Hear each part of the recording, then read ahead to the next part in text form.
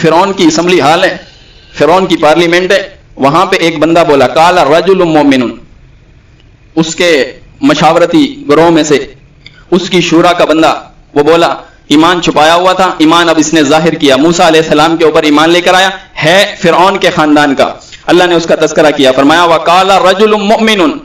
کہا اس رجل مومن نے، مومن مرد نے، من آل فرعون، جس کا تعلق فرعون کے خاندان میں سے تھا، یکتم ایمانہ، اس نے ابھی تک اپنا ایمان چھپایا ہوا تھا، اس نے کہا اتقتلون رجلا، کیا تم قتل کرنا چاہتے ہو اس شخص کو، ان یقولا، یہ کہتا ہے کہ ربی اللہ، کہ میرا رب اللہ ہے، اس جرم کی پاداش میں کہہ رہے ہو؟ یعنی موسیٰ علیہ السلام کی دعوت یہی تھی، پلٹ جاؤ اس رب کی طرف، عہد الست کی طرف، تم نے وعدہ کیا تھا کہ رب مجھے مانو گے، یہی وعدہ یاد دلانے کے لیے آیا، اسی وعدے کی طرف اس نے اپنا عقیدہ اور ایمان منوایا، اس کے اوپر لوگ ایمان لے کر آئے، اب تم اس کو قتل کرنا چاہتے ہو، ان یقول ربی اللہ، جو یہ کہتا ہے کہ میرا رب اللہ ہے۔